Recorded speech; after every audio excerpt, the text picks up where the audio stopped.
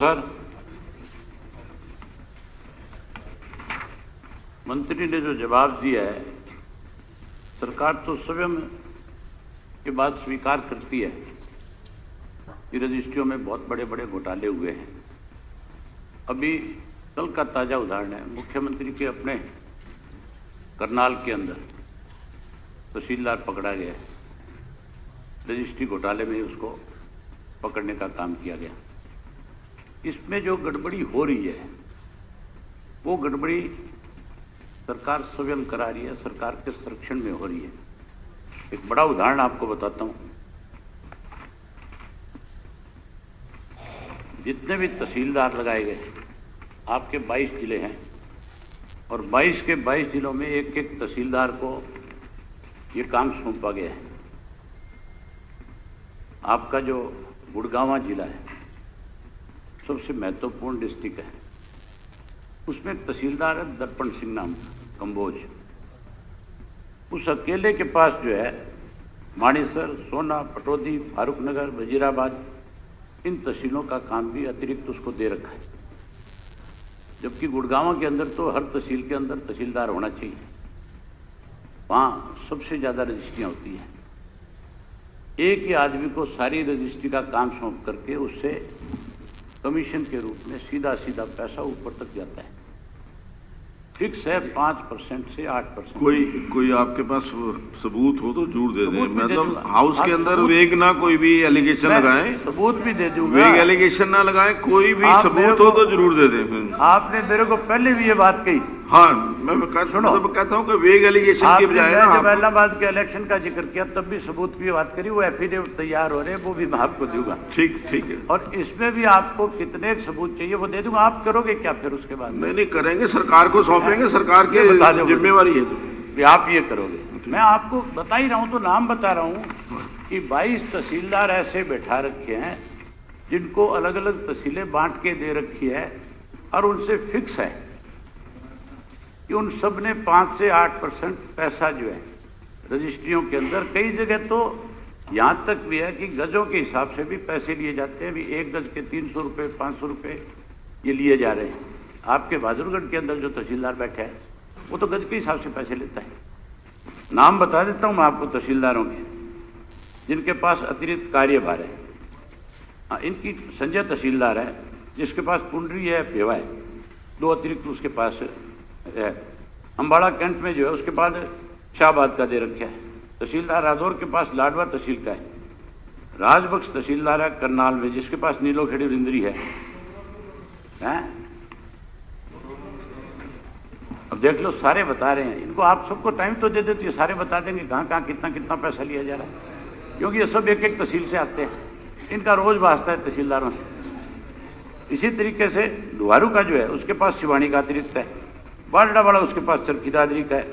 अच्छा, बादली का जो उसके पास बहादुरगढ़ का अतिरिक्त है। झज्जर वाला उसके पास बेरी का है। गनौर वाला जो उसके पास घुआना का है। सोनीपत वाला उसके पास खरगोदा का है। दर्पण सिंह के पास तो 5-6 बताए मैंने आपको, अकेले गुड़गांव का जो। इसी तरीके से नारनौल वाले के पास महेंद्रगढ़ का है। तिवाड़ी वाले के पास बावड़ का है। बड़खल वाले के पास फरीदाबाद बल्लभगढ़ का है। कोई सप्लीमेंट्री क्या है आपकी इसके ऊपर? मैं यही पूछ रहा हूँ, यही बता रहा हूँ कि जब इस तरह से तहसीलदारों को एक एक जिले के अंदर अलग अलग सब डिवीज़न दे रखे होंगे तो वहाँ पे वो तहसीलदार जो है 100% गड़बड़ करेगा। क्यों दे रखे हैं, इसके पीछे क्या कारण है? क्या बाकी तहसीलदार नहीं है? जो सब डिवीज़न बने हुए उनमें तहसीलदार नहीं लगा रखे, उनको काम क्यों नहीं दे रखा? इसी तरीके से जो अब तक जो है 2017 से 21 के बीच आपके 6 मंडल ऐसे हैं, करनाल, गुड़गांव, फरीदाबाद, रोहतक, हिसार, अम्बाड़ा, इनमें 65,000 रजिस्ट्रियों में गड़बड़ी पाई गई है। और साल में लगभग 6 लाख रजिस्ट्रियाँ हरियाणा प्रदेश के अंदर होती हैं।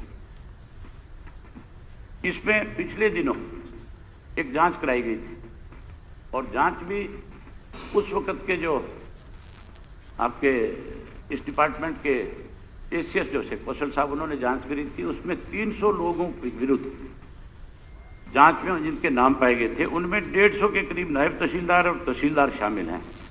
अब तक उनके खिलाफ क्या कार्रवाई करी है सरकार ने? उनको क्या सजा दी है, क्या उनसे वसूल किया है। इसी तरीके से कोरोना की महामारी के दौरान जो है 7A के तहत बिना NOC लिए भी रजिस्ट्रियाँ बड़ी पैमाने पर की गई थी। ये मामला मैंने पहले भी उठाया था, उस वक्त भी मुख्यमंत्री की तरफ से आया था कि हम इसकी जांच कराएंगे। अब तक उसमें क्या हुआ इसके बारे में बताएं। गुड़गांव में अकेले में 21,000 रजिस्ट्रियों में गड़बड़ी पाई गई है, सरकार ने सब माना है। 10,000 रजिस्ट्रियों में करनाल में गड़बड़ी पाई गई है, ये भी मानी गई है। तो फिर इनमें जो रजिस्ट्रियों में गड़बड़ हुई है, इनमें किया क्या है सरकार ने अब तक, किस किस को सजा दी है, किसके खिलाफ कार्रवाई करी है। जो रिपोर्ट आपके एसएस की आई हुई थी उसके ऊपर सरकार ने क्या संज्ञान लिया। जो नाम है तहसीलदारों के जिसमें लिखा हुआ है कि कौन कौन लोग इसमें शामिल थे, उन सब के खिलाफ अब तक कोई कार्रवाई हुई कि नहीं हुई। रजिस्ट्री घोटाले में जो है तहसीलदार रजिस्ट्री करी, मैं तो 1 सेकंड लूंगा सर, ज्यादा नहीं लूंगा सर। एक जबकि गवर्नमेंट में क्या है कि 1,99,000 तक पैसे आप भर देते हैं, जो दे सकते हो कैश। हमारे मेवात में 5 तहसीलों में करोड़ों करोड़ की रजिस्ट्री हुई है सर, आज तक व्हाइट मनी नहीं है। बहुत बड़ा घोटाला जी, चेक करके देखो सर। प्रदेश में 4 साल के तहत 64,000 की जो गड़बड़ी मैंने आपको बताई है, उसमें अलग अलग ब्यौरा भी बता देता हूँ, कहाँ क्या कितनी गड़बड़ी है। गुड़गांव में 21,000 है, फरीदाबाद में 22,000 है, करनाल में 10,000 है, हिसार में 1,000 है, रोहतक में 2,600 है, अम्बाड़ा में भी 2,600 है। इसी तरह गड़बड़ी करने वाले अधिकारी जो कर्मचारी है उनका ब्यौरा भी बता देता हूँ आपको। नहीं, वो तो सरकार, आपके रेवेन्यू अधिकारी जो इसमें 5 शामिल सरकार ने माना है, खुद उनके खिलाफ कार्रवाई बता रहा हूँ कि जो रेवेन्यू अधिकारी है वो 5 हैं। क्लर्क जो रजिस्ट्री क्लर्क है वो 87 है, सब रजिस्ट्रार और ज्वाइंट रजिस्ट्रार जो है वो 34 है, तहसीलदार जो है इसमें 130 शामिल है, नायब तहसीलदार जो है इसके अंदर 94 है, पटवारी जो 176 है। इन सब लोगों के खिलाफ क्या कोई कार्रवाई सरकार की तरफ से की गई? नहीं की गई तो उसके कारण क्या है ये भी बता दो। ये बहुत बड़ा घोटाला है, बहुत बड़ा मामला है।